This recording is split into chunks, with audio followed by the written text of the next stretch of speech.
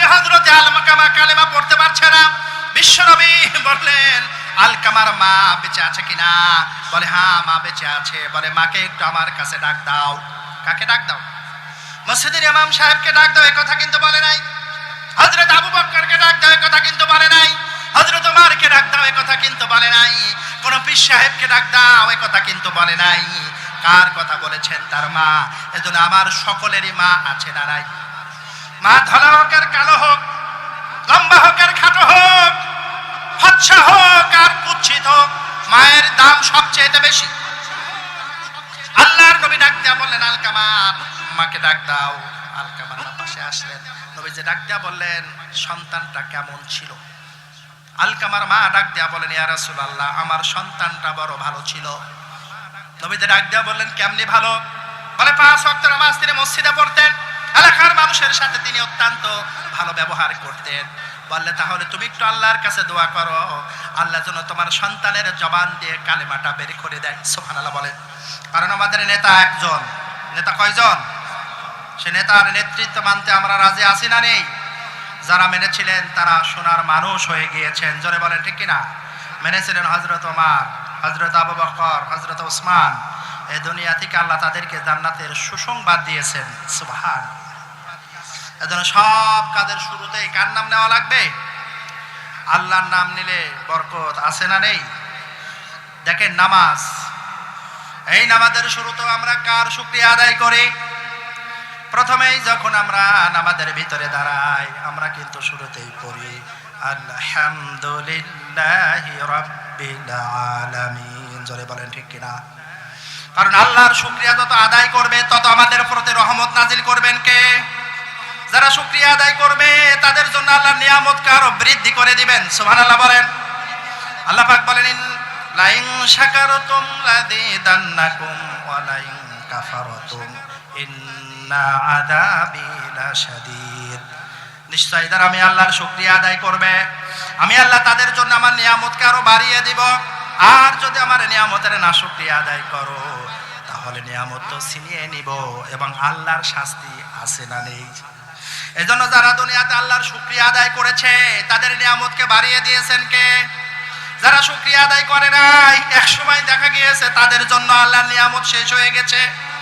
দাদার আমলে 1000 কোটি টাকার মালিক, কিন্তু নাতি রিকশা চালায়, আছে না নেই?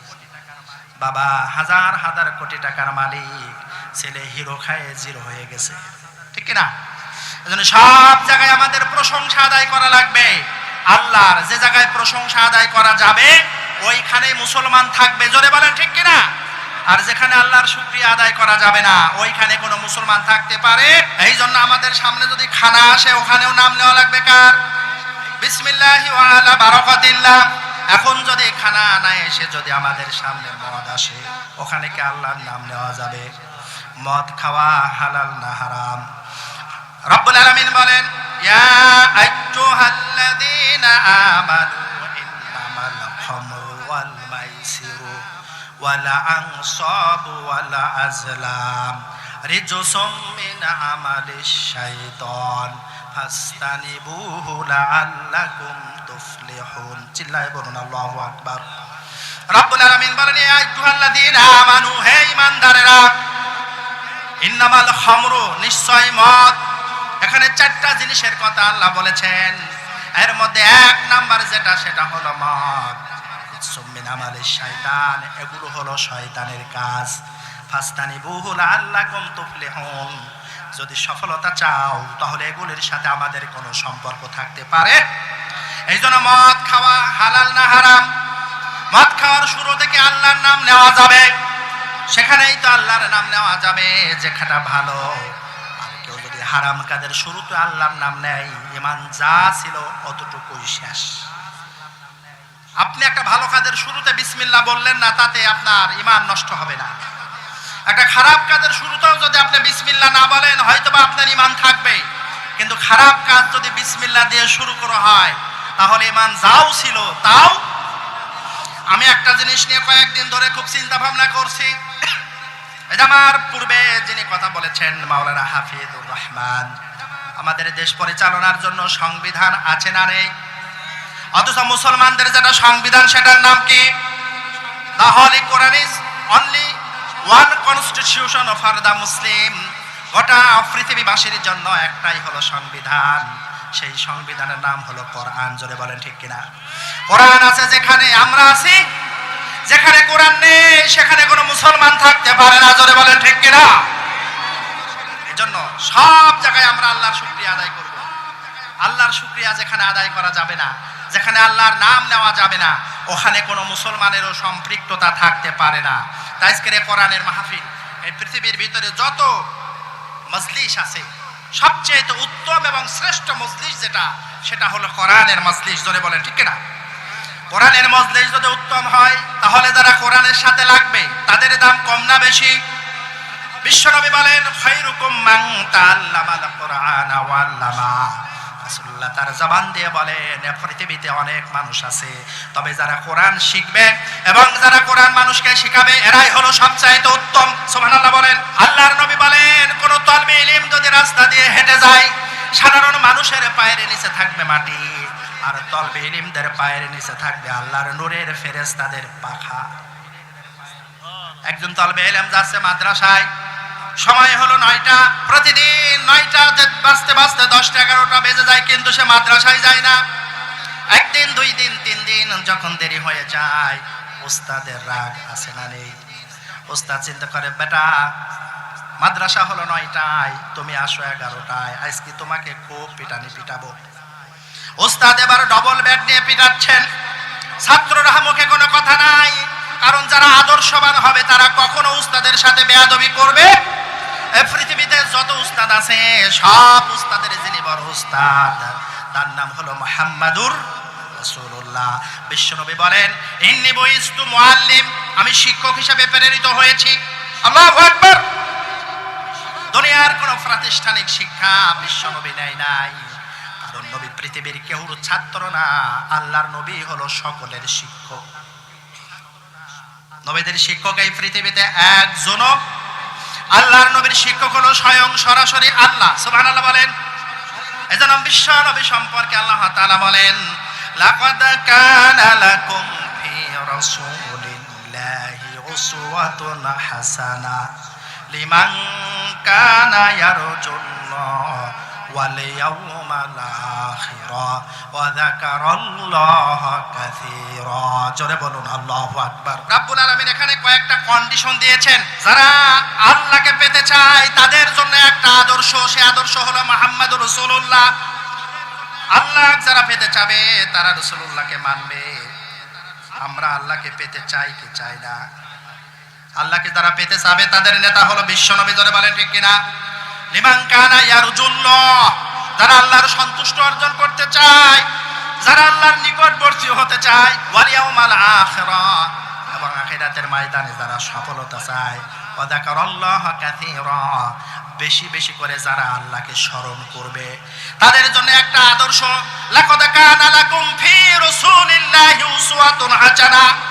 তারা পৃথিবীর মধ্যে একটা আদর্শই মানবে, সেটা হলো মুহাম্মাদুর রাসূলুল্লাহ। জোরে বলুন সাল্লাল্লাহু। এইজন্য রাসূলুল্লাহর আদর্শ আমাদের মানার দরকার আছে না নাই? বিশ্বনবীর আদর্শকে এক জায়গায় মানা লাগবে না সব জায়গায় মানা লাগবে? আল্লাহ রাব্বুল আলামিন বলেন আফাতুমিনুনা বিবাদিল কিতাবি ওয়া তাকফুরুনা বিবাদ ফামা জাযাউ মান ইয়াফআলু যালিকা মিনকুম ইল্লা কিযুন ফিল হায়াতিদ দুনিয়া ওয়া ইয়াউমাল কিয়ামাতি ইউরাদ্দুনা ইলাল আশাদ্দিল আযাব। জোরে বলুন আল্লাহু আকবার। রব্বুল আলামিন বলেন বিশ্বনবীর আদর্শ সব জায়গাতে আমাদেরকে মানা লাগবে। নবীদের আদর্শ যেটা, সেটা হলো আল্লাহর কোরআন। আরে আল্লাহর কোরআন কিন্তু কিছু মানলে হবে না, না কিছু মানলে হবে? হযরত আয়েশা সিদ্দিকা রাদিয়াল্লাহু তাআলা আনহা, বিশ্বনবী পৃথিবী থেকে বিদায় নিয়েছেন, এমন সময় কিছু সাহাবী আয়েশার দরজারে গিয়ে সালাম দিলেন, আসসালামু আলাইকা ইয়া আহলাল বাইত। ভেতর থেকে হযরত আয়েশা সিদ্দিকা বললেন ওয়া আলাইকুমুস সালাম। কে? সাহাবীরা ডাক দিয়া বললেন উম্মাহাতুল মুমিনিন আম্মা জান, আমরা আপনার বিশ্বনবীর সাহাবীরা আপনার বাড়িতে এসেছি। হযরত আয়েশা বললেন কি বলো? সাহাবীরা বললেন বলেন তো নবীদের আদর্শ কেমন ছিল, নবীদের আদর্শ সম্পর্কে আমাদেরকে একটু বলেন। হযরত আয়েশা সিদ্দিকা ডাক দেয়া বললেন, নবীজি সাহাবীরা, তোমাদের কাছে কি আল্লাহর কোরআন নাই? জোরে বলুন আল্লাহু আকবার। আল্লাহর কোরআনের ভিতরে যা আছে এটা সবটুকু হলো রাসূলুল্লাহর আদর্শ। সুবহানাল্লাহ। কোরআনের ভিতরে যা আছে আল্লাহর নবী তাই করেছেন। কোরআনের ভিতরে যা নিষেধ আছে আল্লাহর নবী জীবনে ওইটা করে নাই। এইজন্য রব্বুল আলামিন বললেন, আফাতুমিনুনা বিবাদিল কিতাব ওয়া তাকফুরুনা বিবাদ ফামা জাযাউ মান ইয়াফআলু যালিকা মিনকুম ইল্লা খিজুন ফিল হায়াতিদ দুনিয়া ওয়া ইয়াউমাল কিয়ামাতি ইউরাদ্দুনা ইলা আশাদ্দিল আযাব। রব্বুল আলামিন বলেন, এই যে কোরআন দিলাম, এই কোরআনটা নবীদের আদর্শ, জোরে বলেন ঠিক কিনা? সুতরাং এই কোরআনের কিছু যদি তোমরা মানো আর কিছু মানো না, এমন যদি তোমাদের আদর্শ হয়, এমন যদি তোমার চরিত্র হয়, তাহলে তোমাদের জন্য দুইটা বিপদ। কয়টা? একটা হলো দুনিয়ায় তোমরা হবে লাঞ্ছিত, ওয়া ইয়াউমাল কিয়ামাতি ইউরাদ্দুনা ইলা আশাদ্দিল আযাব, এবং হাসরের ময়দানে তোমাদের জন্য শক্ত আযাব অপেক্ষা করতেছে। এই আযাব যেন তেন আযাব না, যে আযাবের ভয়ে সন্তান তার মাকে পর্যন্ত ভুলে যাবে, তার সন্তানকে ভুলে যাবে। এমনকি উম্মতেরা দৌড়াইতে দৌড়াইতে হযরত আদম আলাইহিস সালামের কাছে চলে যাবেন। ডাক দিয়া বললেন, আবুল বাশার, ইয়া আদম, আমরা না তোমার সন্তান, আজকে আমার একটু নেকি কম পড়ে গেছে, আমাকে একটু সাহায্য করো। হযরত আদম আলাইহিস সালাম ডাক দিয়া বলবেন, না, আমি আজকে নিজেই বিপদের ভিতরে আছি, আমি বিপদগ্রস্ত আছি, আমি তোমাকে সাহায্য করতে পারবো না। ওই যে হযরত নূহ আলাইহিস সালামের কাছে চলে যাও। লোকেরা দৌড় দিয়ে হযরত নূহ আলাইহিস সালামের কাছে চলে যাবে। ডাক দেবে, ইয়া সানি আদম, হযরত নূহ আলাইহিস সালাম, তুমি তো আমাদের দ্বিতীয় পিতা, তোমাকে দ্বিতীয় আদম বলা হয়, আমরা নেকিতে ধরা খেয়ে গিয়েছি, তুমি একটু আমাদেরকে সাহায্য করে যাও। হযরত নূহ আলাইহিস সালাম বলবেন, আমি নিজেই বিপদগ্রস্ত আছি, তোমাদেরকে সাহায্য করতে পারবো না। একটার পর একটা নবীদের কাছে যাবেন, কোন নবী সেদিনকে সাহায্য করতে পারবে না। এমনকি সন্তান মায়ের কাছে যাবে, মা তার সন্তানকে দেখে শেষে দৌড় মারবে, এমনও বিপদ হাসরের ময়দানে আছে না নাই? রব্বুল আলামিন বলেন, এই যে কোরআন দিয়ে দিলাম, এই কোরআন কিছু অংশ যারা মানবে তারা কিছু অংশ মানবে না। খেয়াল করেন, ওয়া ইয়াউমাল কিয়ামাতি ইউরাদ্দুনা ইলা আশাদ্দিল আযাব, হাসরের ময়দানে কিয়ামতের দিন তাদের জন্য কঠিন আযাব অপেক্ষা করছে। আমি আপনাদের কাছে জানতে চাই, আমাদের জীবনটা কেমন হয়ে গেল? আমাদের জীবনের কিছু কোরআনের সাথে মেলে আর কিছু কোরআনের সাথে মেলে। যদি বলেন হুজুর কোনটা মেলে একটু বলে দেন। প্রতিদিন আমরা 5 ওয়াক্ত নামাজ পড়ি, জোরে বলেন ঠিক কিনা? নামাজের কথা কোরআনের ভিতরে আছে না নাই? আল্লাহর নবী 5 ওয়াক্ত নামাজ পড়েছেন, আমরাও নামাজ পড়ি, রাসূলুল্লাহর সাথে মিল আছে না নেই? আল্লাহর নবী রমজান মাসে রোজা রেখেছেন, আমরাও রোজা রাখি, রাসূলুল্লাহর সাথে মিল আছে না নাই? আল্লাহর নবী মসজিদে নববীতে 5 ওয়াক্ত আযান হতো, আমাদের মসজিদেও 5 ওয়াক্ত আযান হয়, রাসূলুল্লাহর সাথে মিল আছে। তবে নবীজি কোনোদিন নেশা খায় নাই, আমাদের জীবনে নেশা আছে না নাই? তাই যদি না হয় তাহলে এই দোকানের বিড়িগুলো খায় কারা? বলে একিস বিড়ি, ইউনিস বিড়ি, বাংলা বিড়ি 555, গললিপ, পেঞ্চম আছে না নাই? এগুলো মুসলমানেরা খায়, অথচ বিশ্ব নবী তার জবানে কোনোদিন এই নেশাগুলি তার মুখে লাগায় নাই। আল্লাহু আকবার। এইজন্য নবীদের আদর্শের সাথে আমাদের মিল থাকার দরকার আছে না নাই?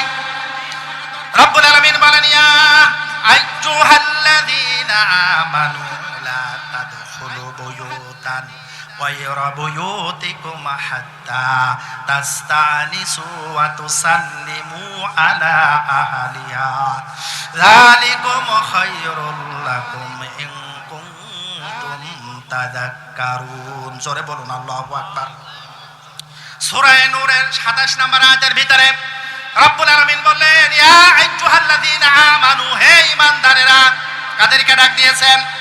যাদের ঈমান আছে, যারা আমরা জবান দিয়ে পড়েছি লা ইলাহা ইল্লাল্লাহু মুহাম্মাদুর রাসূলুল্লাহ, এই কালেমা আমাদের জবানে পড়েছি কি পড়ি নাই? সুতরাং আমরা ঈমানদার। বিশ্বনবীকে ঈমানদারদেরকে আল্লাহ ডাক দিয়ে বললেন, হে ঈমানদারেরা, লা তাদখুলু বুয়ুতান গায়রা বুয়ুতিকুম হাত্তা তাস্তানিসু ওয়া তুসাল্লিমু আলা আহলিহা। খবরদার, নিজের বাড়ি হোক আর অন্যর বাড়ি হোক, অনুমতি দিবে। অনুমতি নেওয়ার পদ্ধতি হলো আগে দরজায় গিয়ে সালাম দেওয়া লাগবে। কি দেওয়া লাগবে? সালাম দিলে লাভ না লস? যিনি সালাম দিবেন তিনি পাবেন 90টা নেকি, যিনি জবাব দিবেন তিনি পাবেন 10টা। মোট কয়টা? এজন্য যেখানে সালাম সেখানে আল্লাহর রহমত। জোরে বলেন ঠিক কিনা? বিশ্বনবী বললেন আসসালামু ক্বাবলাল কালাম, কোন কিছু কথার শুরুতেই প্রথমেই হবে সালাম। আপনি বাড়িতে যাবেন, দরজায় দাঁড়িয়ে সালাম দিবেন। নবীজির আদর্শ হলো 5 বার তিনি মসজিদে নববীতে প্রবেশ করতেন, 5 বারই বাড়িতে যেতেন, 5 বারই তিনি দরজায় দাঁড়িয়ে সালাম দিয়ে দিতেন। নবীজির বিবিগণ রাস্তার দিকে চেয়ে থাকতেন, কখন বিশ্ব নবী আসবেন আমরা সালাম দিব। দরজার মুখ দিয়ে তাকিয়ে দেখে ওই যে মুহাম্মদ সাল্লাল্লাহু আলাইহি ওয়াসাল্লাম আসতেছে। বিবিরা সালাম দেওয়ার জন্য প্রস্তুতি নিয়ে বসে আছেন। এমন মুহূর্তে সালাম দেওয়ার আগেই আল্লাহর নবী সালাম দিয়ে দিতেন আসসালামু আলাইকা আহলাল বাইত। বিবিরা ডাক দেয়া বলতেন ইয়া রাসূলুল্লাহ, আমি আপনার সাথে আমরা হেরে গেলাম, সালাম দেওয়ার জন্য আমরা প্রস্তুতি নিয়েছি। তার আগে বিশ্ব নবী তিনি তাদেরকে সালাম দিয়ে দিতেন। সুবহানাল্লাহ। রাস্তা দিয়ে যদি নবীজি যেতেন, ছোট্ট ছোট্ট ছেলেদেরকে দেখলে আল্লাহর নবী সালাম দিয়ে দিতেন, সাহাবীদেরকে দেখলে নবীজি সালাম দিয়ে দিতেন। এজন্য আমাদের জবানের ভিতরে সালামের দরকার আছে না নাই? সালাম কোথায় থেকে শিখবেন? প্রত্যেকটা সন্তানের আদর্শ শিক্ষক হলো তার মা এবং বাবা, ঠিক কিনা? মা বাবা যদি সালাম দেয় তাহলে সালামের প্রচলন সন্তানদের ভিতরে থাকবে কি থাকবে না? মা বাবা যদি 5 ওয়াক্ত নামাজ পড়ে তাহলে সন্তান নামাজ পড়বে কি পড়বে না? মা বাবা যদি কোরআন তেলাওয়াত করে তাহলে ওই সন্তানও কিন্তু কোরআন তেলাওয়াত শিখে যাবে। জোরে বলে ঠিক কিনা? হযরত আব্দুল কাদের জিলানী রাহমাতুল্লাহি আলাইহি, নাম শুনেছেন? বাড়ি কোথায়? এই আব্দুল কাদের জিলানী রাহমাতুল্লাহি আলাইহি, যদিও আমাদের দেশে না কিন্তু এমন পরিচিত, অনেকেই ছেলের নাম শখ করে রাখে আব্দুল কাদের। জোরে বলেন ঠিক কিনা? তাই আব্দুল কাদের জিলানী লোকটা ভালো না খারাপ? বলেন তো, ভালো না খারাপ? এই আব্দুল কাদের জিলানী রাহমাতুল্লাহি আলাইহি, তার মা তাকে পাঠিয়েছেন গ্রামের মক্তবে কোরআন তেলাওয়াত শিক্ষা করার জন্য। এমন মুহূর্তে মক্তবে গেছে, মক্তবের হুজুর তাকে কোরআন শিক্ষা দিতেছেন। বাবা পড়ো তো আলিফ বা তা সা, কারণ শুরুতেই তো কায়দা পড়ানো লাগে, কায়দা পড়াইতে গেলে তো প্রথম আরবি হরফ। বলছেন বাবা বলো তো আলিফ বা তা সা।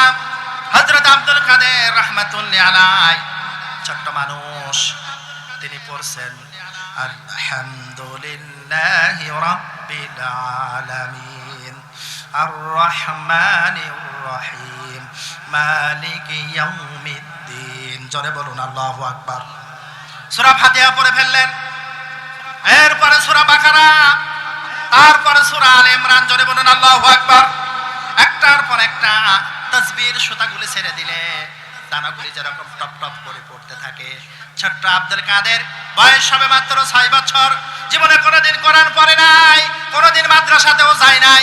একটানা 18 পারা তিনি মুখস্থ করে ফেলেছেন। আল্লাহু আকবার। টাস টাস করে তেলাওয়াত হয়ে গেল। উস্তাদ আশ্চর্যান্বিত হয়ে গেলেন, আব্দুল কাদের তুমি 18 পারা কোরআন মুখস্থ করেছো, এই কোরআনটা একটু পড়ো তো দেখি। কোরআন সামনে দিলে আর বানানো করতে পারে না, ইজরাও করতে পারে না, পড়তেও অক্ষর চেনে না, কিন্তু 18 পারা কোরআন তার সিনার মধ্যে আছে না নেই? অনেক মুসল্লি আছে 5 ওয়াক্ত নামাজ পড়ে, কোরআন পড়তে পারে না, কিন্তু সূরা ফাতিহা তার মুখস্থ। জোরে বলে ঠিক কিনা? সূরা কাউসার তার মুখস্থ, সূরা ইখলাস তার মুখস্থ, এমনকি 8 থেকে 10টা সূরা কিন্তু মুখস্থ হয়ে গেছে। এমন সূরা দেখা যায় ইমাম সাহেব যে কেরাতগুলি পড়েন বড় বড় সূরার শেষের অংশ ও কোনোদিন পড়ে নাই, কিন্তু ওই কেরাতের অংশটা মুসল্লিদের মুখস্থ হয়ে গেছে। এমন মুসল্লি আমাদের দেশে আছে না নাই? বলেন তো এরকম হওয়ার কারণ কি? ওতে কায়দাও পারে না, আমপারাও পারে নাই, কোরআনও হাতে নাই নাই, মা তাসবিদের কোনো জ্ঞান নাই, অথচ কোরআনগুলো মুখস্থ হয়ে এই মুখস্থ করে দিয়েছেন কে? কোন মুসল্লি যদি প্রতিদিন 5 ওয়াক্ত নামাজ ইমাম সাহেবের পিছনে পড়েন তাহলে এই মুসল্লিকে আল্লাহ পাক সূরা ফাতিহা হাদিয়া দিয়ে দেন, ওই মুসল্লিকে আল্লাহ সূরা ইখলাস হাদিয়া দিয়ে দেন। ইমাম সাহেব প্রতিদিন মাগরিবের সময় ছোট সূরা দিয়ে নামাজ শেষ করে, কুল হুয়াল্লাহু আহাদ আল্লাহুস সামাদ লাম ইয়ালিদ ওয়া লাম ইউলাদ ওয়া লাম ইয়াকুল লাহু কুফুয়ান আহাদ। আল্লাহু আকবার। প্রতিদিন ইমাম সাহেব সূরা ইখলাস পড়েন, সূরাতুল কাউসার পড়েন। গ্রামের মুসল্লি তিনি তো কোরআনও পড়তে পারে না, কায়দাও জানে না, তাসবিহও জানা নাই, কিন্তু মুসল্লির কান আছে না নাই? প্রতিদিন একবার দুইবার না তিনবার জাহেরি নামাজের তেলাওয়াতগুলো শুনছে সূরা ফাতিহা। লা সালাতা ইল্লা বিকিতাবিল ফাতিহা, নামাজ হবে না সূরা ফাতিহা ছাড়া। প্রতিদিন ইমাম সাহেব সূরা ফাতিহা তেলাওয়াত করেন, মুসল্লি পিছনে পিছনে শ্রবণ করেন।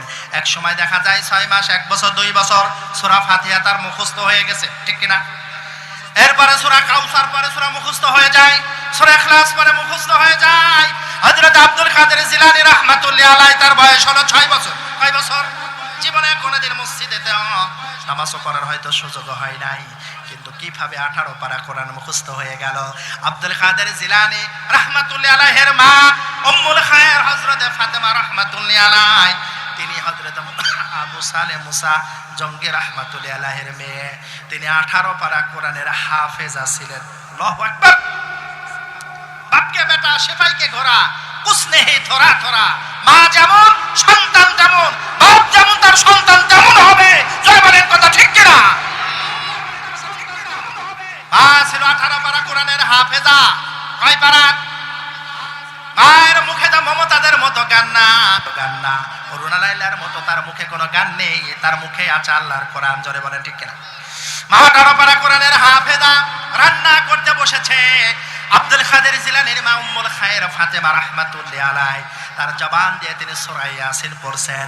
কলের ভিতরে আব্দুল কাদের মায়ের জবানে সূরা ইয়াসিন, ঘন্টার পর ঘন্টা সূরা ইয়াসিন পড়ছে। আব্দুল কাদের রাহমাতুল্লাহি আলাইহি সূরা ইয়াসিনের তেলাওয়াত শুনছে। সুবহানাল্লাহ। সন্তানকে ঘুমানোর জন্য বিছানায় নিয়ে গেলেন, মা সূরা আর রহমান তেলাওয়াত করছে। সন্তান তো ঘুমায় না, সূরা ফাতিহা তেলাওয়াত, সন্তান ঘুমাসে না। সূরা বাকারা তেলাওয়াত, আব্দুল কাদের মুখে ঘুম নাই। এরপরে সূরা আলে ইমরানের তেলাওয়াত, তারপরেও জবানে ঘুম নাই। এরপরে সূরাতুন নিসা। আব্দুল কাদেরকে ঘুমাইতে ঘুমাইতে মা 18 পারা কোরআন তেলাওয়াত করে ফেলেছেন। একদিন, 2 দিন না, দীর্ঘ 6টা বছর। রান্না করতে গেলে কোরআন তেলাওয়াত, কাপড় কাচতে গেলে কোরআন তেলাওয়াত, ঘর ঝাড়ু দিতে গেলে কোরআন তেলাওয়াত। আল্লাহু আকবার। আমার মা যদি এত সুন্দর হতো, তাহলে সন্তানেরাও কত আল্লাহওয়ালা হয়ে যেত। যারে বলে ঠিক কিনা? আর আমাদের মারা অনেকেই দেখবেন সিরিয়াল না দেখলে ঘুম চাপে না। ফজরের নামাজে নাই, সন্তান ঘুমিয়ে আছে, মাও ঘুমিয়ে আছে। ইশারের নামাজে নাই, সন্তান ঘুমিয়ে আছে, মাও ঘুমিয়ে আছে। এই জন্য যদি ভালো যদি পরিবেশ গড়তে চাই, তাহলে নেককার মায়ের সন্তান দরকার আছে না নাই? মা যত নেককার হবে, তার সন্তানরা তত নেককার হবে। জোরে বলে ঠিক কিনা? এই জন্য বিশ্বনবী বলেন, বুখারীর বর্ণনায়, কোন ছেলে যদি বিয়ে করতে চাও তাহলে 4টা গুণ দেখে বিয়ে করবা। কয়টা? তার ভিতরে সবচাইতে গুরুত্বপূর্ণ নাম্বার 4, ধার্মিকতা দেখে বিয়ে করবা। বিশ্বনবী বললেন, সৌন্দর্য দেখে বিয়ে করো, পরিবার দেখে বিয়ে করো, সম্পদ দেখে বিয়ে করো। 4 নাম্বার, ধার্মিকতা দেখে বিয়ে করো। তবে নবীজি বললেন, কোন মেয়ের মধ্যে যদি প্রথম 3টা গুণ নাও পাওয়া যায়, মেয়েটা যদি ধার্মিক হয়, তাকে বিয়ে করে নাও, ওই 3টার গুণ আল্লাহ তোমাকে পুষিয়ে দিবেন। সুবহানাল্লাহ। এজন্য সব জায়গায় ধর্মের গুরুত্ব আছে না নাই? বিশ্বনবী এই 4টা গুণ দেখে মেয়ে পছন্দ করার কথা বলেছেন। আব্দুল কাদের জিলানী রাহমাতুল্লাহি আলাইহির মা উম্মুল খায়ের ফাতেমা রাহমাতুল্লাহি আলাইহি, তিনি 18 পারা কোরআনের হাফেজা। কয় পারা? আর আব্দুল কাদেরের মাদ্রাসায় যাওয়া লাগে নাই। এই 6টা বছরে মায়ের মুখ থেকে 18 পারা শুনে শুনে মুখস্থ করে ফেলেছে। সুবহানাল্লাহ। এমন মা আমাদের সমাজে দরকার আছে না নাই? এজন্য ঘরে ঘরে আমরা এরকম মা চাই। জোরে বলে ঠিক কিনা? মা যত আদর্শবান হবে, সন্তানও তত আদর্শবান হবে। মা চরিত্রবান হবে, সন্তান চরিত্রবান হবে। মা যদি তাহাজ্জুদের নামাজ পড়ে, অনেক সন্তান তাহাজ্জুদের নামাজে দাঁড়িয়ে যাবে। মা যদি কোরআন তেলাওয়াত করে, ছোট্ট ছেলে আমার আব্দুল্লাহ, ওর মা দাওরায়ে হাদিস পাস আলেমা। ছোট্ট ছেলে আব্দুল্লাহ, বয়স হলো 2.5 বছর। এখন এসে কোরআন তেলাওয়াত করতে পারে। সুবহানাল্লাহ বলেন না? কোরআন পড়তে পারে না, কিন্তু সূরা ফাতিহা তারপরে মুখস্থ হয়ে গেছে। দোয়া কুনুত পড়তে পারে, দরুদ শরীফ পড়তে পারে, আল্লাহর নামগুলো সে স্পষ্টভাবে নিতে পারে। কেন?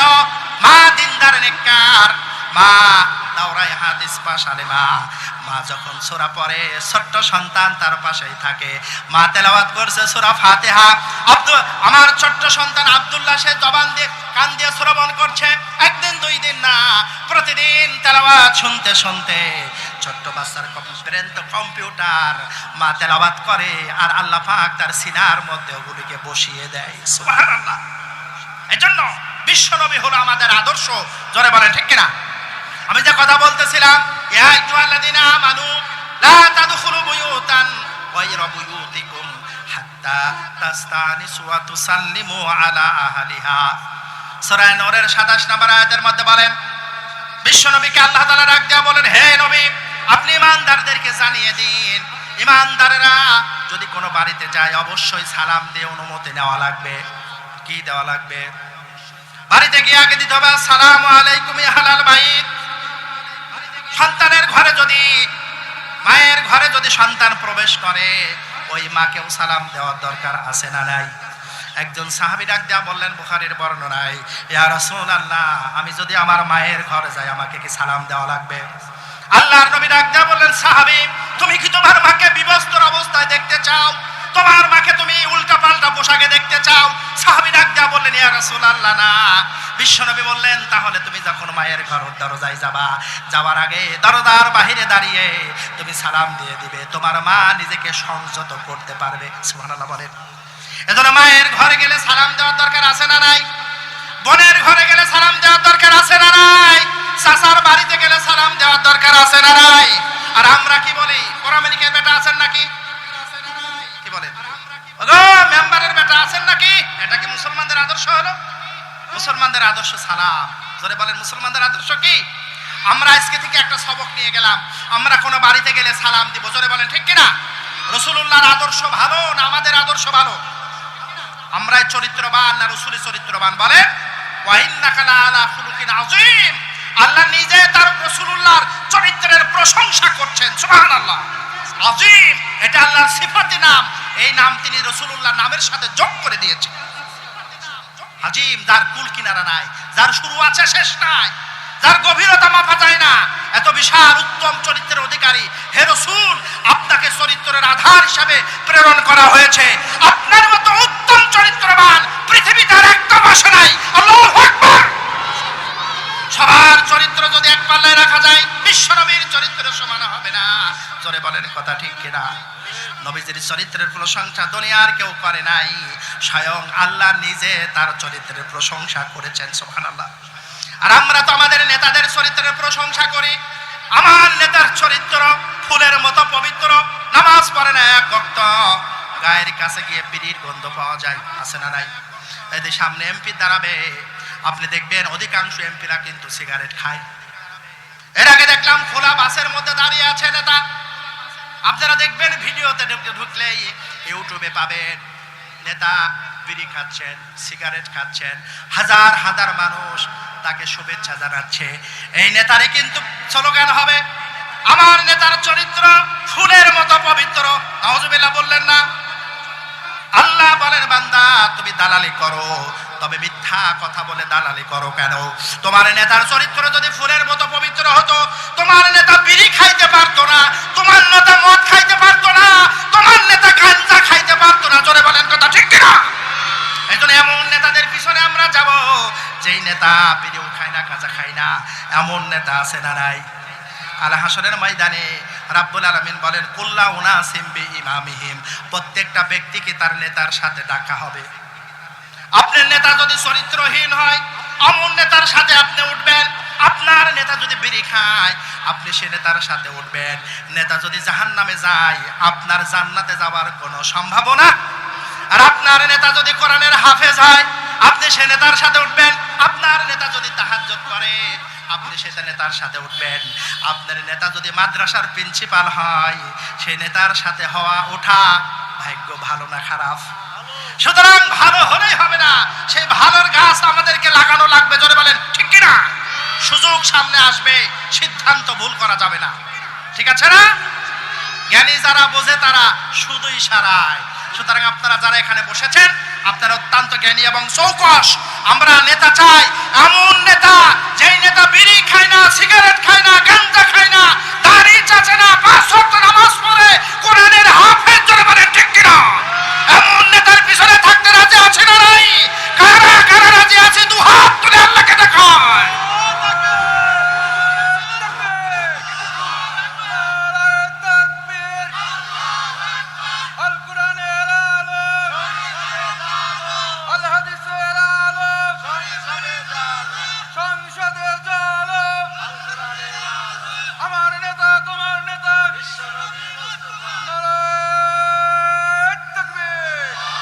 এই জন্য বলতেছিলাম পৃথিবীতে যত নেতা আসবে বিশ্ব নবীর মতো নেতার একটাও হবে না, জোরে বলেন ঠিক কিনা? ওই নেতার আদর্শ মানার কথা বলেছেন কে? লাকাদ কানা লাকুম ফি রাসূলিল্লাহি উসওয়াতুন হাসানা লিমান কানা ইয়ারজুল্লাহ। সূরা আহজাবের 21 নম্বর আয়াতের প্রথম দিকে আছে, আল্লাহ পাক বলেন তোমাদের জন্য নবীদের আদর্শ হলো সবচেয়ে উত্তম। এই দুনিয়ায় যদি মুসলমান যারা হবে অবশ্যই তারা নবীদের আদর্শ মানবে, এটা মানা ফরজ। এটা মানা কি? নবীর আদর্শ মানা ফরজ। আমি বলতেছিলাম তাফসীরের ভিতরে এসেছেন সূরা নূরের 27 নম্বর আয়াতের ব্যাখ্যার মধ্যে নবীজি একজন সাহাবীর বাড়িতে গেলেন, দরজার সামনে দাঁড়িয়ে সালাম দিলেন, আসসালামু আলাইকা ইয়া বাইত, আসসালামু আলাইকা ইয়া বাইত।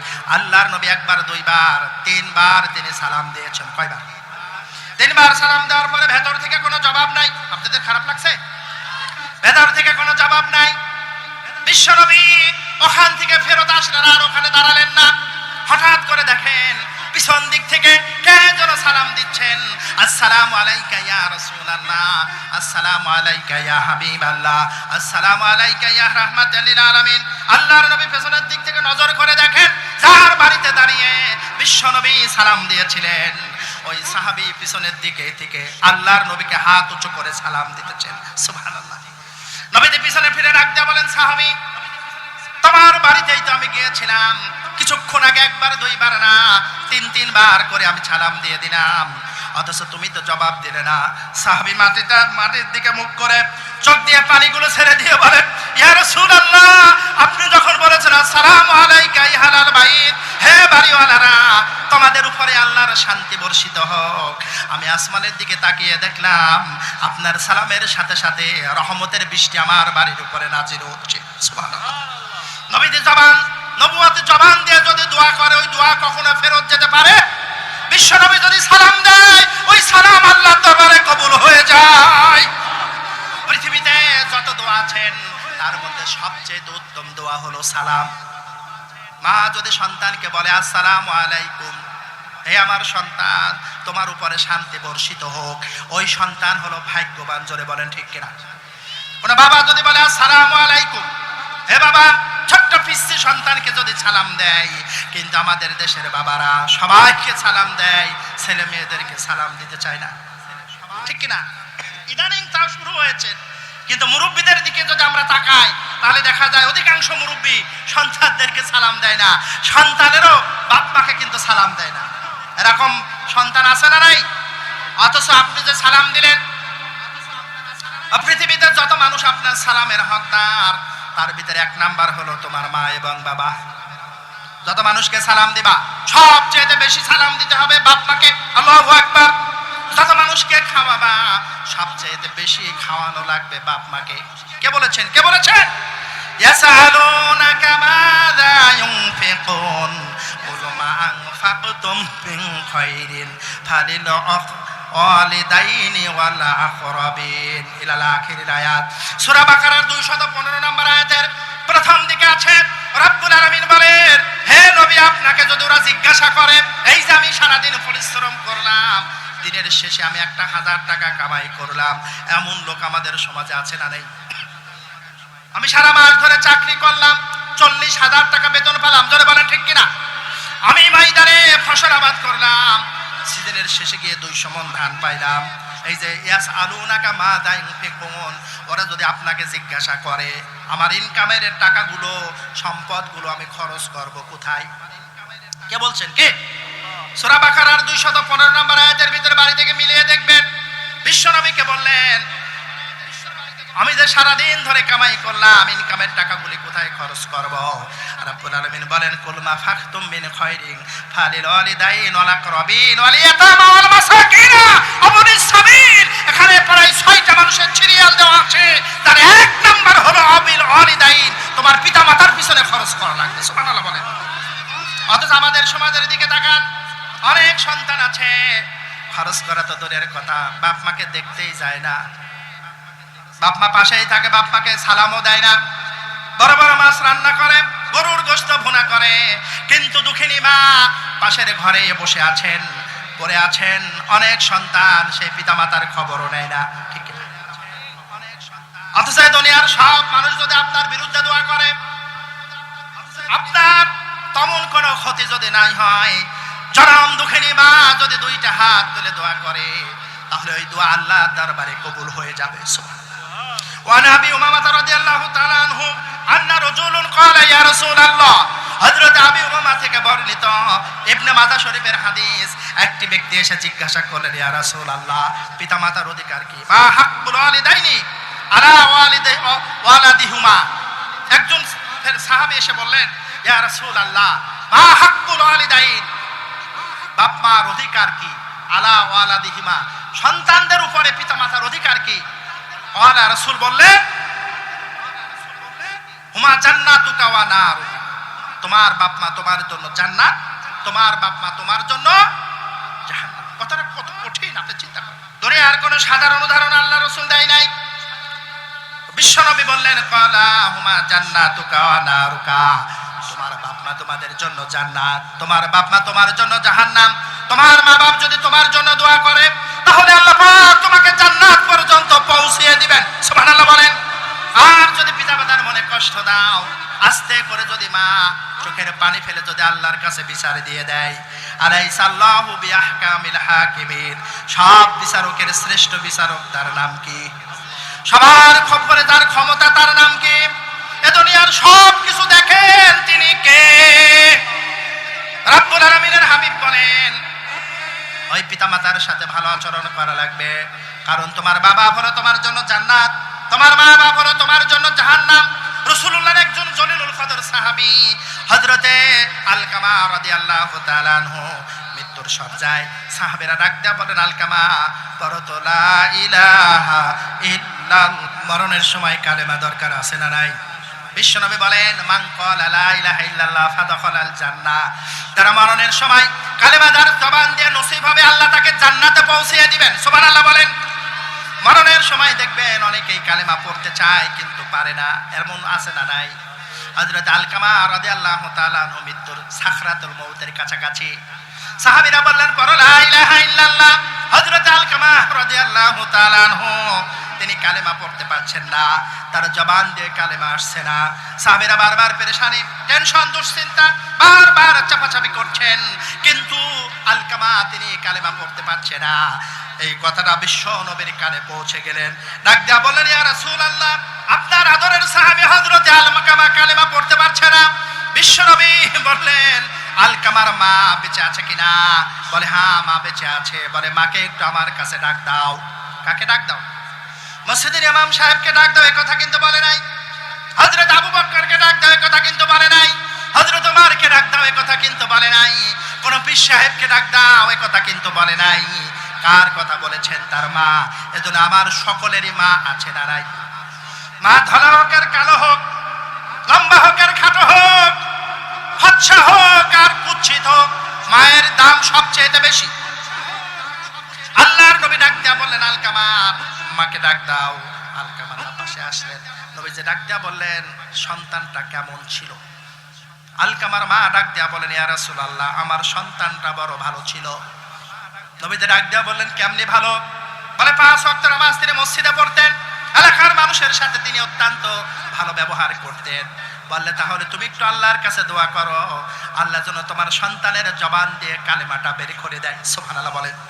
হযরত আলকামার মা ডাক দিয়া বলেন, ইয়া রাসূলুল্লাহ, আমাকে মাফ করবেন, আমার সন্তানের জন্য আমি আল্লাহর কাছে দোয়া করতে পারবো না।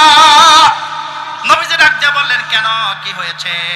বলে, আমার আলকামা আমার সাথে খারাপ আচরণ করেছে, আমার সাথে বেয়াদবি করেছে, আমার মনে কষ্ট কষ্ট দিয়েছে, আমাকে গালি দিয়েছে, এমনকি আমার গায়ে পর্যন্ত হাত উঠিয়েছেন।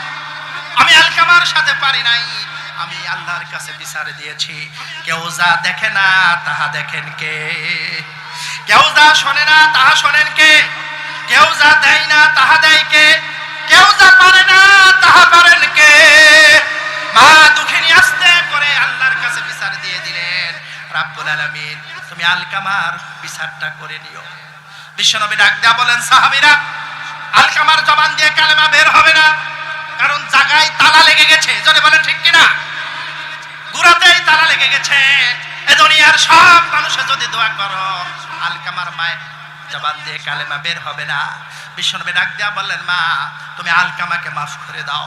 ডাক দেয়া বলেন, ইয়া রাসূলুল্লাহ আপনি যা বলেন আমি সব করব, কিন্তু আমার সন্তানকে মাফ করতে পারবো না। আমার কলিজায় আঘাত দিয়েছেন, আমাকে কষ্ট দিয়েছেন, আমি আল্লাহর কাছে বিচার দিয়েছি, আমি মাফ করতে পারবো না। নবীজি ডাক দেয়া বলেন, সাহাবীরা বোঝা হয়ে গেছে, আলকামা মরণের পরে জাহান্নামে পড়বে, হুমা জান্নাতুকা ওয়া নারুকা। নবীজি তার নবুয়তের জবানে ইবনে মাজাহ শরীফের বর্ণনায় বলেন, তোমার মা বাপ হলো তোমার জন্য জান্নাত, তোমার মা বাপ হলো তোমার জন্য জাহান্নাম। আলকামার মা আলকামার উপরে অসন্তুষ্ট হয়ে গেছে, ওর জন্য জাহান্নাম ফয়সালা হয়ে গেছে, ততক্ষণ পর্যন্ত যতক্ষণ মা তাকে মাফ করবে না। সুবহানাল্লাহ বলেন। হযরত আলকামার জন্য কি করা লাগবে? নবীজি বলেন, এই অবস্থায় যদি আলকামা মারা যায় জাহান্নাম ছাড়া কোনো উপায় নাই। সুতরাং আলকামার জন্য তোমরা খড়ি গুছাও, লাকড়ি গুছাও। বড় একটা লাকড়ির স্তূপ হয়ে গেল, আগুন জ্বালিয়ে দাও, আগুন জ্বলে গেল, বলে আলকামাকে ওখানে ফেলে দাও। দুঃখিনী মা ডাক দিয়া বললেন, সাহাবীরা ওটা কিসের আগুন? বলে ওখানে আলকামাকে পোড়ানো হবে। এই কথা শোনার সাথে সাথে মা একটা চিৎকার দিয়ে বললেন, ইয়া রাসূলুল্লাহ, ইয়া হাবিবাল্লাহ, আমি আলকামার মা, আমার কলিজার টুকরা সন্তান আলকামাকে আমি মাফ করে দিলাম। সুবহানাল্লাহ বলার সাথে সাথে রাসূলুল্লাহ বললেন, সাহাবীরা তোমরা আলকামার কাছে দৌড়াও। দৌড়াইতে দৌড়াইতে আলকামার কাছে গিয়ে দেখেন আলকামা তার জবান দিয়ে আল্লাহর জিকির করছেন, লা ইলাহা ইল্লাল্লাহ। জয় না। আলকামা অটো জিকির চালু হয়ে গেছে, তালা খুলে গেছে। জোরে বলেন ঠিক কিনা? এই তালা আলকামার যা লেগেছিল, এরকম তালাও আমাদের বাড়িতে আছে না নাই?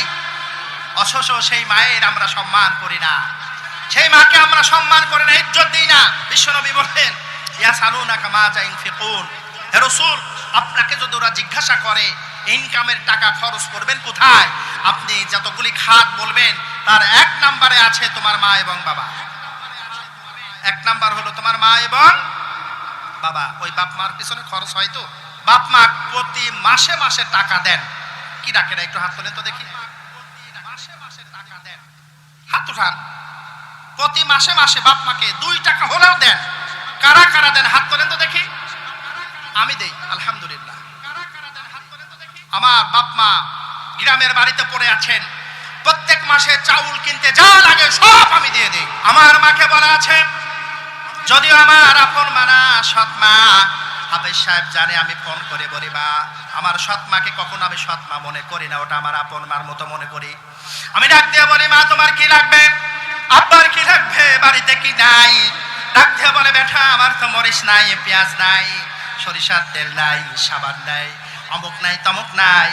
এদিকে মা মোবাইলে বলে আর আমি এদিকে তালিকা তৈরি করে দেই। বাড়িতে যাওয়ার সময় আমি মায়ের জন্য বাজার করব, আমার বৃদ্ধা বাবার জন্য বাজার করব। আমি যে চাউল বাড়িতে খাই তার চেয়ে ভালো মানের চাউল আমি কিনি, আমি যে তেল বাড়িতে খাই তার চেয়ে ভালো তেল কিনি। কারণ আমি পিতামাতার জন্য যদি খরচ করি তাহলে আমার ইনকামের মধ্যে বরকত দিয়ে দিবেন কে? আমার চেয়ে কত জ্ঞানী মানুষ আছেন, কত বড় বড় জাইয়েদ আলেম আছেন। আজকে কোরআনের কথা সারা বাংলাদেশে আল্লাহ বলার তৌফিক দিয়েছেন। আমি মনে করি আমার বৃদ্ধা বাপ মায়ের এটা দুয়ার ফসল। জোরে বলেন ঠিক কিনা? মায়ের কারণে যদি আলকামা তালা খুলে যেতে পারে, ওই রকম মা আমাদেরও আছে। সন্তান, আমি আপনাদেরকে পায়ে ধরে বলি, সে মায়ের সাথে আমাদের ভালো আচরণ করা লাগবে। রব্বুল আলামিন বলেন, কিতাবুন আনজালনাহু ইলাইকা লিতুখরিজান নাসা মিনাজ যুলুমাতি ইলান নূর। জোরে বলুন আল্লাহু আকবার। এই যে আমার হাতে কোরআন দেখছেন, বিশ্বনবীকে আল্লাহ পাক বলেন, হে নবী, আপনার উপরে আমি কোরআন নাজিল করেছি একটা উদ্দেশ্য নিয়ে, মানুষকে আপনি অন্ধকার থেকে আলোর পথ দেখাবেন। এই কোরআনটা নাজিলের উদ্দেশ্যই হলো মানুষ অন্ধকারে থাকবে, সেখান থেকে আপনি মানুষকে আলোর পথ দেখাবেন। কারণ কোরআন যখন নাজিল হয়েছিল তখন গোটা সমাজ অন্ধকারে ভরা ছিল। কিসে ভরা ছিল? এই অন্ধকার মানে কি? এরকম কি সূর্যের আলো দেখা যেত না? সূর্যের আলো দেখা যেত। প্রতিদিন সকালে সূর্য উঠত, প্রতিদিন সন্ধ্যার সময় সূর্য ডুবে যেত। এত তাপ, মানুষ ঘরমাক্ত হয়ে যেত। পরিষ্কার দিনের আলো। বিশ্বনবীকে আল্লাহ পাক বললেন, হে রাসূল, আমি আপনার প্রতি কোরআন নাজিল করেছি, আপনি মানুষকে অন্ধকার থেকে আলোর পথে নিয়ে আসবেন। এটা কোন অন্ধকার? তাফসীরের ভিতরে এসেছে, সমস্ত মুফাসসিরিনে কেরাম বলেন এই অন্ধকার মানে হলো মানুষের তৈরি করা আইন। যে আইনগুলো মানুষ তৈরি করে, মানুষ নিজেও মানে আবার মানুষদেরকেও মানায়, এগুলো হলো অন্ধকার। কারণ আইন তৈরির ক্ষমতা পৃথিবীর কোনো মানুষের নাই। আইন তৈরির ক্ষমতা একমাত্র কার? আল্লাহ ছাড়া কেউ আইন বানাইতে পারবে? ধরেন আপনার বাড়িতে আমি গেলাম, আপনার বাড়িতে আমাকে বসতে দিলেন। এখন যদি বলি, ভাই আপনার বাড়ি আমার কথা মতো চলবে, আপনি কি আমাকে পছন্দ করবেন? আপনি তো আমার মেহমান, কেন আপনি আমার কথা মতো আপনার বাড়ি চলবে? আমার স্ত্রী, আমার ছেলে মেয়ে, এটা হলো আমার পরিবার, আমি যা বলবো তাই চলবে। আপনার কোনো কথা আমার বাড়িতে চলতে পারে না। আপনি যদি অসন্তুষ্ট হন, কোন বিদেশি যদি স্বাধীন বাংলাদেশে এসে বাংলাদেশ শাসন করতে চায়, তারপরেও বাংলাদেশের মানুষ এটা মেনে নেবে না। জোরে বলেন ঠিক কিনা? কোন বিদেশি যদি আমার দেশকে শাসন করে, মেনে নেবে না। কোন মানুষ যদি এসে আমার পরিবারের নেতৃত্ব দেয়, জামাইও যেভাবে মেনে নিব না। গোটা পৃথিবীর একমাত্র মালিককে আল্লাহ। পৃথিবীর মধ্যে কোন মানুষ যদি বিধান তৈরি করে, এটা সবচেয়ে মারাত্মক গুনাহ।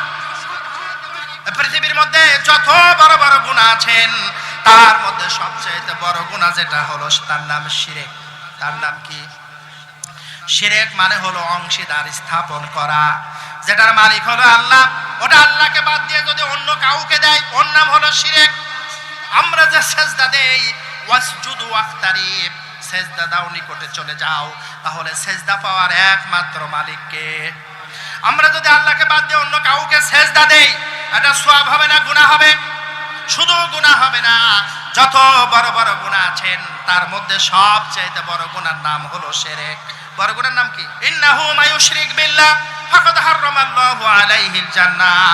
আল্লাহ পাক বলেন, নিশ্চয়ই যারা আমার সাথে শিরিক করবে তার জন্য আমি আল্লাহ জান্নাতটাকে হারাম করে দিব। কেউ যদি নামাজ বাদ দেয় তার জন্য জান্নাত হারাম, এমন কথা বলা হয়নি। কেউ যদি রোজা বাদ দেয় তার জন্য জান্নাত হারাম হয়ে যাবে, এমন কথা কিন্তু বলা হয়নি। হয়তো তার কবিরা গুনাহ হবে, এই অবস্থায় যদি মাপ চায় আল্লাহ মাফ করে দিবেন। গুনাহ নিয়ে যদি কবরে যায়, কবরের ভিতরে গিয়া গুনার কারণে জাহান্নাম খাটতে খাটতে ঈমান থাকলে আল্লাহ তাকে একদিন মাফ করে আল্লাহর জান্নাতে পৌঁছে দিবেন। সুবহানাল্লাহ বলেন। আর যদি কেউ শিরক নিয়ে আল্লাহর কবরে যায়, আল্লাহ পাক তার জন্য জান্নাতের ব্যবস্থাটাকে ওর জন্য হারাম করে দিবেন। হারামাল্লাহু আলাইহিল জান্নাহ, আল্লাহ তার উপরে জান্নাতকে নিষিদ্ধ করে দিবেন। এই জন্য আমরা বলি শিরকের সাথে আমাদের কোনো সম্পর্ক, আমাদের সব সম্পর্ক তাওহীদের সাথে। জোরে বলেন ঠিক কিনা? এই জন্য যেই সেজদার পাওয়ার মালিক আল্লাহ, ওটা যদি আমরা আল্লাহকে না দিয়ে কোনো পীর সাহেবকে সেজদা দেই, তাহলে কি ঈমান থাকবে? জিকির হবে কার নামে? এখন যদি আমি আল্লাহকে বাদ দিয়ে অন্য কোনো মানুষের নামে জিকির করি, ইয়ালি বাবা, শাহালি বাবা আছে না নাই, ল্যাংটা বাবা, কেল্লা বাবা, বিশেষ করে আমাদের ব্রাহ্মণবাড়িয়ার গিয়াসউদ্দিন তাহেরি ভাই জিকিরের তালে তালে ইয়ালি বাবা, শাহালি বাবা, কেল্লা বাবা, ল্যাংটা বাবা, আস্তাগফিরুল্লাহ। কারণ আপনি যতক্ষণ জিকির করবেন ততক্ষণ আল্লাহর জবান, আপনার জবান দিয়ে আল্লাহর নাম আসা লাগবে। জোরে বলেন ঠিক কিনা? আপনি কিসের জিকির করবেন? সুবহানাল্লাহ, আলহামদুলিল্লাহ, আল্লাহু আকবার, লা ইলাহা ইল্লাল্লাহ। আল্লাহর সিফাতে নাম ধরে ধরে, আল্লাহর পবিত্র নাম ধরে ধরে আপনি জিকির করবেন। জিকির হবে একমাত্র আল্লাহর জন্য, দুনিয়ার কোনো মানুষের নামে, কোনো গায়রুল্লাহর নামে জিকির হবে না। কেউ যদি জিকির আল্লাহকে বাদ দিয়া কোনো মাখলুকের নামে করে, ওটাও শিরিক। জোরে বলেন ঠিক কিনা? আল্লাহকে বাদ দিয়ে যদি কাউকে সেজদা দেয়, ওটাও শিরিক। আল্লাহর কাছে না চেয়ে যদি কোনো মানুষের কাছে চায়, সন্তান হয় না, মাদারের কাছে যে বলে বাবা আমার তো একটা সন্তান হয় না, আমাকে একটা সন্তান দাও, আল্লাহ বলেন যা দিতাম শিরিক করার কারণে বন্ধ করে দিলাম, তোর বাবার ক্ষমতা নাই তোকে আর একটা সন্তান দেওয়া। জোরে বলেন ঠিক কিনা? কারণ সন্তান দেওয়া এবং নেওয়ারের মালিককে। আল্লাহ অনেক মানুষকে সন্তান দেয় নাই, আবার অনেককে সন্তান দিয়েছেন। সন্তান থাকার কারণে অনেক বাপ মা বিপদে আছে। অনেকে এসে বলে হুজুর একটু দোয়া করে দেন, আমার সন্তান আমাকে মারে, আমার সন্তান আমাকে পিটায়, আমার সন্তান আমাকে বাড়ি থেকে বের করে দেয়। এমনও সন্তান আছে না নাই? দেখতে মনে হয় ফেরেশতা, হুজুরকে দেখলে ঘন ঘন সালাম দেয়, অথচ পিতা মাতার সাথে সবচেয়ে খারাপ আচরণ করে। জোরে বলে ঠিক কিনা? দুনিয়ার কোনো মানুষের সাথে আপনি যাই করেন, পিতা মাতার সাথে আপনার সম্পর্ক ভালো থাকা লাগবে। আমি যা বলতেছিলাম, শিরক, সেজদা পাওয়ার মালিককে, জিকির পাওয়ার মালিককে, দোয়া করব কার কাছে, এরপরে এই যে বিধান আইন তৈরি করার মালিককে। আল্লাহর আইন তৈরি করার মালিক। অথচ বাংলাদেশ যে সংবিধান দিয়ে চলে, এই সংবিধানকে আল্লাহ তৈরি করেছেন। এই সংবিধান যিনি তৈরি করেছেন ডক্টর কামাল হোসেন, এটাও একটা শিরক। আইন তৈরি করার মালিককে, সেজদা পাওয়ার মালিককে, জিকির পাওয়ার মালিককে, দোয়া করব কার কাছে? এখন আমরা এগুলো আল্লাহকে না করে যদি বান্দাকে করি শিরক, সুতরাং একইভাবে আইন তৈরি করবে কে? অথচ আমাদের দেশের আইন তৈরি করলো ডক্টর কামাল হোসেন, তার বিশাল বাহিনী নিয়া, স্টাফ নিয়া, পরিষদ বর্গ নিয়া আইন তৈরি করলেন। আমি বলি এই যতগুলো মানুষ আইন তৈরি করবে, ওই আইনের পক্ষে কাজ করবে, প্রত্যেকটা মানুষ হাসরের ময়দানে মুশরিকদের কাতারে থাকবে। জোরে বলে ঠিক কিনা? এজন্য আমরা শিরকের বেড়াজাল ভাঙতে চাই। মুশরিকদের সাথে আমাদের কোনো সম্পর্ক নাই। সুযোগ তখন এসেছে 56,000 বর্গ মাইল আল্লাহর কোরআন দিয়ে শাসন করতে চায়। কারা কারা চান দুহাত তুলে আল্লাহকে দেখান।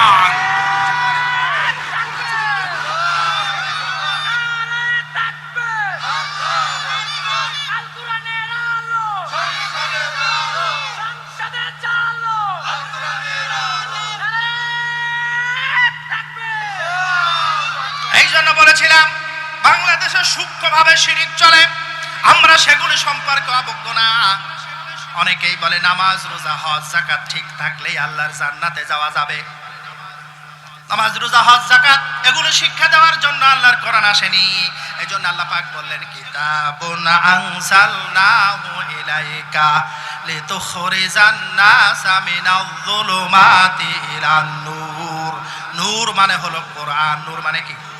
এই কোরআন বাদ দিয়ে পৃথিবীতে যত বিধান আছে সব হলো জুলুমাত। জুলুম হলো এক বচন, জুলুমাত হলো বহু বচন, অন্ধকার। মানুষের তৈরি করা যত বিধান সব হলো অন্ধকার। ভারত চলে যে বিধান দিয়া, ওটা নূর না জুলুম? আমেরিকা চলে যা দিয়া, নূর না জুলুম? পাকিস্তান চলে আপনার হলো, চাইনা চলে যা দিয়া, ওইটা জুলুম। পৃথিবীতে সব জায়গায় জুলুম চলছে। আমাদের বাংলাদেশে যেটা চলে ওটাও নূর না অন্ধকার? ওই অন্ধকারের পক্ষে যারা থাকবে হাসরের ময়দানে তারা শিরকের কাতারে থাকবেন। বড় বড় দাড়ি নিয়ে, বড় বড় জুব্বা টুপি নিয়ে দেখবেন মুশরিকদের কাতারে। ডাক দিয়া বলবে রব্বুল আলামিন আমি তো 5 ওয়াক্ত নামাজই পড়তাম, কেন মুশরিকদের কাতারে? রব্বুল আলামিন বলবেন বান্দা তোমার নামাজ ঠিক ছিল, রোজা ঠিক ছিল, হজ ঠিক ছিল, যাকাত ঠিক ছিল, কিন্তু আমার বিধানের কাছে তুমি মাথা নত করনি। তুমি মাথা নত করেছো মানুষের তৈরি করা বিধানের কাছে। সুতরাং তারাও যেহেতু শিরকের কাতারে আছে, তোমরাও শিরকের কাতারে থাকবা। এজন্য কান খাড়া করেন আশুতোষপুরের ভাইয়েরা, মোল্লাপাড়ার ভাইয়েরা, বলরামপুরের ভাইয়েরা, আমাদের সম্পর্ক হবে আল্লাহর কোরআনের সাথে। কোরআন আছে যেখানে আমরা আছি, কোরআন নাই যেখানে আমরাও সেখানে নাই। জোরে বলেন ঠিক কিনা? সম্মানিত উপস্থিতি, এজন্য সব কিছু ছাড়তে হবে, আল্লাহর কোরআন ধরতে হবে। জোরে বলেন ঠিক কিনা? কোরআনের বিপক্ষে যারা কথা বলবে তাদের সাথে আমাদের কোনো সম্পর্ক। কোরআনকে তারা বন্ধ করে দিতে চাবে। আজকে আমরা বিভিন্ন কায়দায় দেখতেছি যে কোরআনের মঞ্চে গিয়ে উল্টাপাল্টা কথা হচ্ছেন। কেন? কোরআন কার? অনেকেই বলে যে কোরআনের কথা বলতে গেলে আমার কাছ থেকে অনুমতি নেওয়া লাগবে। এই কথা যদি কেউ মনের ভিতরেও রাখে ও মারা গেলে ওর জানাজার দেওয়া যাবে না। কারণ জমিনের মালিককে, কোরআনের মালিককে, আল্লাহর জমিনে আল্লাহর কোরআন থেকে কথা হবে। কোন নাস্তিক আর ফাস্তিকের সাথে আমরা অনুমতি নিতে পারবো না। জোরে বলেন ঠিক কিনা? কোরআন যার, জমিনও তার কথা চলবে। তুমি কোন বসির মিস্ত্রি? তুমি তো 3 বার পাতলা পায়খানা আর 4 বার বমি হলে তুমি শেষ। ও মা আমি গেলাম। এমন কি দেখবেন যে মরি যায়ও শান্তি নাই, 6 মাস পর্যন্ত ইলেকট্রিক সার্ভিস দিয়ে মরতে মরতে এখন আর তার কোনো খবরই নাই। এমনকি সরকারের পক্ষ থেকে নিষিদ্ধ করা হয়েছে, তার ব্যাপারে কোনো সংবাদ প্রবেশন করা যাবে না। কেন? কারণ যা হয়েছে এটা মানুষ সম্মুখে আর বলা যায় না। এই জন্য মরেও কি শান্তি আছে? আমাকে একজন বলল, হুজুর দেখি সওয়াল জবাব কি হয়েছে? হ্যাঁ, যদি বান্দা মারা যায় তাহলে সওয়াল জবাব হয়ে গেছে। আপনি যদি মানুষকে পুড়িয়ে দেন, পুকুরে খাওয়ায় দেন, নদীতে ফেলে দেন, যদি ফেরাউনের মতো মমি করে রেখে দেন, তারপরেও আপনার সওয়াল জবাব আছে না নাই? হয়ে গেছে। সওয়াল জবাবের 3টা প্রশ্ন। 1 নাম্বার হলো মার রব্বুকা, তোমার রবকে। আমাদের রবকে সব জায়গায় আমাদের রবের সাথে পরিচয় আছে না নাই? আমরা যখনই আমাদের ভিতরে দাঁড়াই পড়ছি আলহামদুলিল্লাহি রাব্বিল আলামিন, ওখানেও রব আছে না নাই? যখন রুকুতে গেলাম সুবহান রাব্বিয়াল আযীম আছে না নাই? সুবহান রাব্বিয়াল আলা আছে না নাই? রব্বানা লাকাল হামদ, সব জায়গায় রবের পরিচয়। জোরে বলেন ঠিক কিনা? এই জন্য যাই হোক, যেহেতু সময় শেষ, আমি আর সময়কে দীর্ঘায়িত করব না। আমার কথা আপনারা কি বুঝতেছেন তো? যেহেতু প্রচন্ড ঠান্ডা, তারপরে প্রধান মেহমান অনেক দূর থেকে কষ্ট করে এসেছেন, আপনাদেরকে কোরআন হাদিস থেকে চমৎকার করে শোনাবেন। আমি আপনাদের পাবনার সন্তান, অল্প সময়ের ভিতরে কোরআনের গল্প যতটুকু করলাম, আপনারা কষ্ট পাননি তো? বেজার হননি তো? আলহামদুলিল্লাহ। সামনে কিছু প্রোগ্রাম নেওয়া আছে নির্বাচনের আগ পর্যন্ত। আমি আপনাদের কাছে খাস করে দোয়া চাই, আল্লাহ পাক যেন কোরআন হাদিসের কথা, কোরআনের কথা ওপেনে হবে। জোরে বলেন ঠিক কিনা? কোন নাস্তিক ফাস্তিক বাউল ফাউলের কাছে আমরা মাথা নত করতে রাজি নই। জীবন দেব কিন্তু ঈমান দিতে পারবো না। জোরে বলেন ঠিক কিনা? সেই রক্তিম শুভেচ্ছা জানিয়ে কোরআনের ময়দানে কাজ করার দাওয়াতি আহ্বান দিয়ে আমার সংক্ষিপ্ত কথাগুলি এখানেই শেষ করলাম। আমরা কোনো মানুষের সৈনিক হতে চাই না, আমরা কোরআনের সৈনিক হতে চাই। আমরা দুনিয়ার তথা কথিত নেতার সৈনিক হতে চাই না, বিশ্বনবীর সৈনিক হতে চাই। একটা স্লোগান হবে, পারবেন তো? পারবেন তো? লিল্লাহে তাকবীর, লিল্লাহে তাকবীর। আমরা সবাই রাসূল সেনা, ভয় করি না বুলেট বোমা। আমরা সবাই রাসূল সেনা, আমার নেতা তোমার নেতা। লিল্লাহে তাকবীর। আসসালামু আলাইকুম ওয়া রাহমাতুল্লাহ।